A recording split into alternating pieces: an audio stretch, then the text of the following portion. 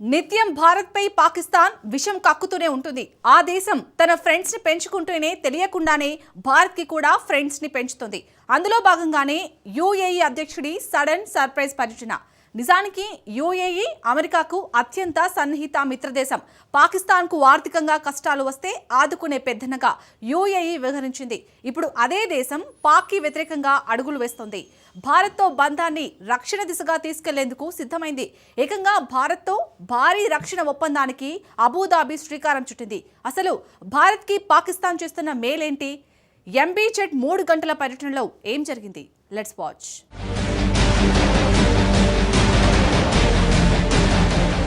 భారత్కు మిత్రులను పాకిస్తాన్ పెంచుతోందా?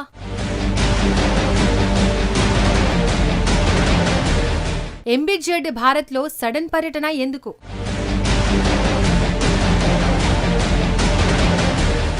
యుఏఈతో భారత్ చేసుకున్న ఒప్పందాలేంటి?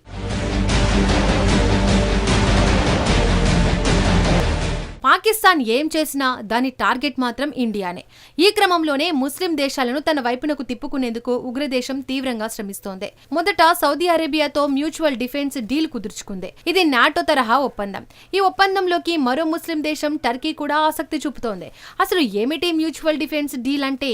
ఒక దేశంపై దాడి జరిగితే 2 దేశాలపై దాడిగా పరిగణించడమే ఈ ఒప్పందం లక్ష్యం. ఉదాహరణకు పాకిస్తాన్పై దాడి జరిగితే సౌదీ అరేబియాపై కూడా దాడి జరిగినట్టే. అప్పుడు 2 దేశాలు కలిసి యుద్ధాన్ని ఎదుర్కొంటాయన్నమాట. ఈ డీల్ను ఇస్లామిక్ నాటోగా పేర్కొంటున్నాయి. ఇక్కడ పాకిస్తాన్ లక్ష్యం ఏమిటంటే ఇండియాపై పాకిస్తాన్ దాడి చేస్తోంది. భారత్ ఎదురుదాడికి దిగితే ఒప్పందం ప్రకారం ఆయా ముస్లిం దేశాలను యుద్ధంలోకి దించాలన్నదే ఇస్లామాబాద్ ఎత్తుగడ. ఈ ప్లాన్ కోసం పాకిస్తాన్ బాగానే కష్టపడుతోంది. సో సింపుల్ గా చెప్పాలంటే ఇస్లామిక్ నాటోతో పాకిస్తాన్ తన స్నేహితులను పెంచుకుంటుంది. ఆయా దేశాలను భారత్ కు శత్రువుగా మారుస్తోందన్నమాట. అయితే అలా చేస్తున్న పాకిస్తాన్ ను ఒక రకంగా మనం మెచ్చుకోవాలి. ఎందుకంటే పాకిస్తాన్ తన ఇస్లామిక్ నాటోతో భారత్ కు శత్రువులను తయారు చేస్తోందని అందరూ అనుకుంటారు. కానీ భారత్ కు మిత్రులను కూడా పాకిస్తానే తెలియకుండానే పెంచుతోంది. ఈ నేపథ్యంలోనే యునైటెడ్ అరబ్ ఎమిరేట్స్ అధ్యక్షుడు సడన్ గా భారత్ లో ప్రత్యక్షమయ్యారు.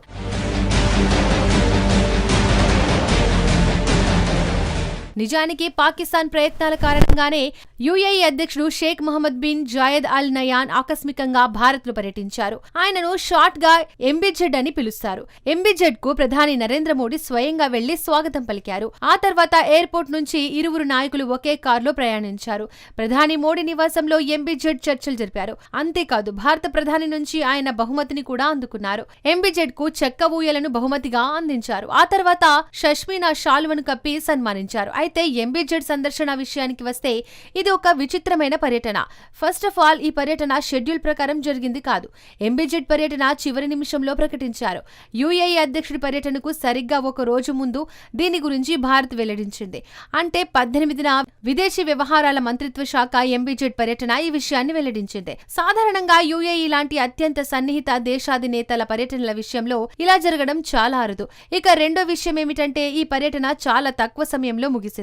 ఎంబీ జెడ్ కేవలం 3 గంటలు మాత్రమే ఢిల్లీలో గడిపారు. దీన్ని కొంచెం వివరంగా పరిశీలిస్తే అబుదాబి నుంచి ఢిల్లీకి రావడానికి 3 గంటల టైం పడుతోంది. భారత్ లో 3 గంటలు గడపడానికి ఎంబీ జెడ్ 7 గంటలు ప్రయాణించాలన్నమాట. అసలు ఎంబీ జెడ్ ఆకస్మిక పర్యటన ఎందుకు?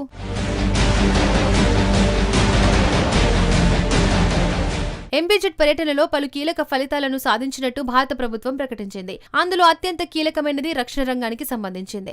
త్వరలో భారత్ యుఏఈ వ్యూహాత్మక రక్షణ ఒప్పందంపై సంతకాలు చేయనున్నాయి. ఈ విషయాన్ని భారత విదేశీ వ్యవహారాల శాఖ కార్యదర్శి విక్రమ్ మిశ్రీ వెల్లడించారు.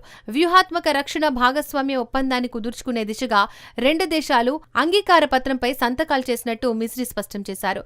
చర్చల్లో అంతరిక్షం, ఎనర్జీ అంశాలు కూడా వచ్చాయి.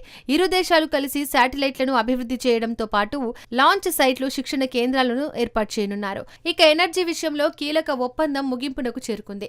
భారత్ కు దీర్ఘకాలికంగా ఎల్ఎన్జీని సరఫరా చేసేందుకు యుఏఈ అంగీకరించింది. ఎల్ఎన్జీ అంటే లిక్విఫైడ్ న్యాచురల్ గ్యాస్.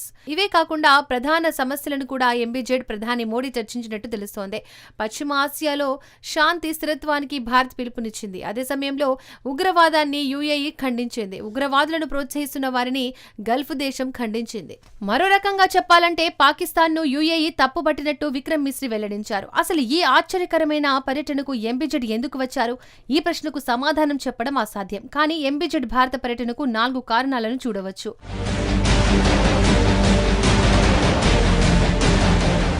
ఎంబిజెడ్ భారత పర్యటనకు మొదటి కారణం యుఏఈ సౌదీ అరేబియా మధ్య ఘర్షణలు. 2 దేశాల మధ్య డిసెంబర్లో ఉద్రిక్తతలు నెలకొన్నాయి. దక్షిణ యోమెన్ పాలకులకు వ్యతిరేక గ్రూపునకు యుఏఈ మద్దతిస్తోంది.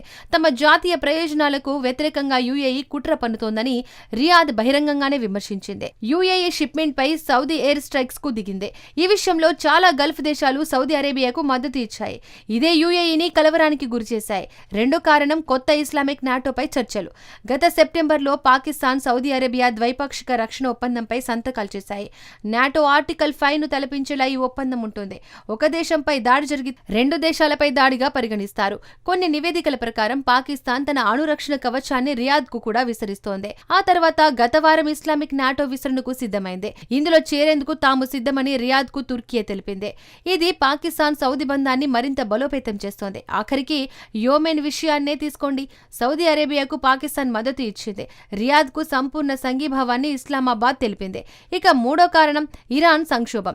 ఇరాన్ ఆందోళనల నేపథ్యంలో అమెరికా తన భద్రతా బలగాలను పెంచుతోంది. అయితే ఇరాన్ పై దాడులు తప్పవని హెచ్చరించిన అమెరికా ఆ తర్వాత ఆగిపోయింది.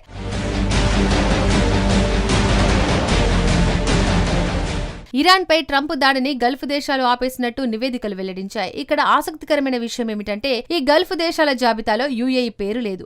సౌదీ అరేబియా, ఓమన్, ఖతర్ పేర్లు ఉన్నాయి. కానీ యుఏఈ లేదు. 4వ కారణం గాజా శాంతి ప్రణాళిక. గాజా బోర్డులో చేరాల్సిందిగా యుఏఈని ట్రంప్ ఆహ్వానించారు.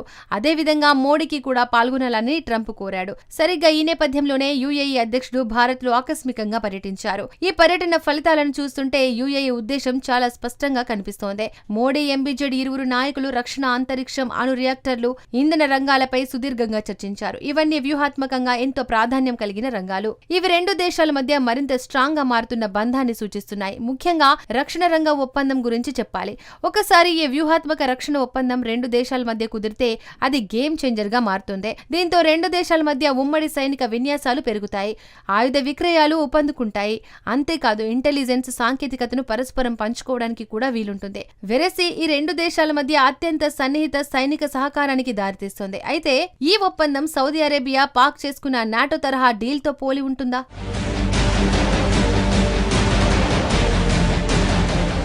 పశ్చిమాసియాలో భారత్ ఏ మేరకు జోక్యం చేసుకుంటుంది? ఈ ప్రశ్నకు భారత విదేశీ వ్యవహారాల మంత్రిత్వ శాఖ కార్యదర్శి సమాధానమిచ్చారు. పశ్చిమాసియా ప్రాంతంలోని ఒక దేశంతో మాకు రక్షణ, భద్రతాపరమైన సంబంధాలు ఉంటే తప్పేంటి అని మిశ్రీ ప్రశ్నించారు.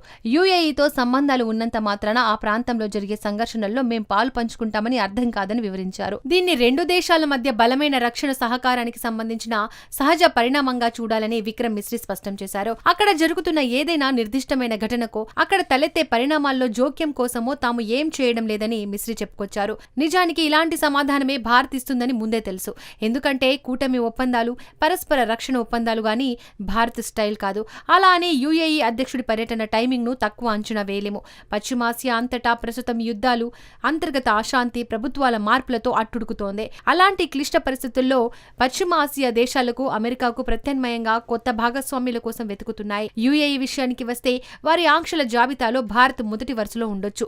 సో పాకిస్తాన్ ఒక రకంగా మనకు మంచే చేసిందే. పాక్ మిత్రులకు ఉన్న శత్రువులు ఇప్పుడు భారత్ వైపు చూసేలా ఆ దేశం చేసిందే.